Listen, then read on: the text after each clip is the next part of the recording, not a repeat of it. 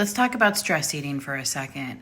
So I often talk about stress eating as a form of emotional eating, right? Which it very much is. It's turning to food when you're feeling stressed, like whether you're stressed at work, stressed over some news you've received, where like life turned upside down. Kind of like what happened when I was diagnosed with breast cancer. I was stress eating for an entire month and gained 30 pounds. Okay, like that happened. There's also stress from what's happening in the world. Seeing what's going on in the news, seeing how people's lives are being impacted, and feeling helpless almost, right? There's also stress of like what could happen, all the what ifing, right? I mean, it's real, like we're watching it in real time. And that can cause people who typically turn to food to distract, relieve, comfort, feel better, right? That's stress eating. It's a form of emotional eating. But here's the other piece of stress eating, and this could almost stand alone, so to speak. It's a way of feeling in control. Okay, stress eating I'm talking about. It's a way of feeling in control when everything else feels chaotic. And I know that might sound really weird, but here's one thing that I discovered about myself several years ago. And this was in relation to a stress eat and a binge eat, okay?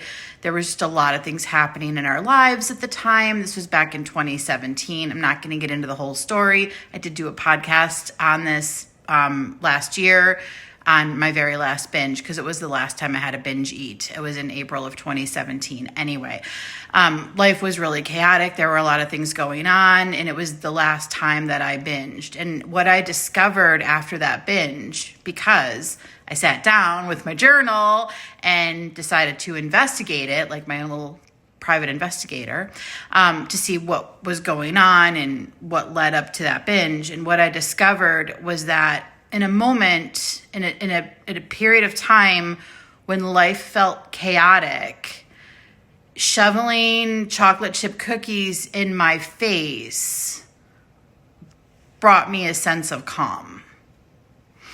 And listen, if you're someone who struggles with overeating, emotional eating, binge eating, you might get that, right? Because even though the act itself is chaotic of eating, I've often described that as being like a tornado in the kitchen, a hurricane going from the fridge to the pantry to the whatever, right? It seems like a very chaotic act, but when it's what you're used to doing, it's like controlled chaos in a way. And I think that when we feel helpless, why is this making me emotional? I can feel it. When we are witnessing things that are unprecedented, things that are harming people, things where we feel helpless, then if food is the thing and eating is the thing and binging is the thing, then of course makes sense, right? So great, Amy. So what the heck do we do with that? Like, what do we do? Well, start listening to your body. Start paying attention to your body. Are you hungry? Are you truly physically hungry? If you're not, what are you looking for the food to do in the moment? Seriously, just the active awareness of recognizing how you're using food, possibly as a way to calm the chaos, as a way to feel in control in an otherwise out of control situation, like where you feel out of control. Do you know what I mean? If you like just that awareness alone, just to be able to see it, and then in the moment, see if you're willing to decide to do something different, like journal.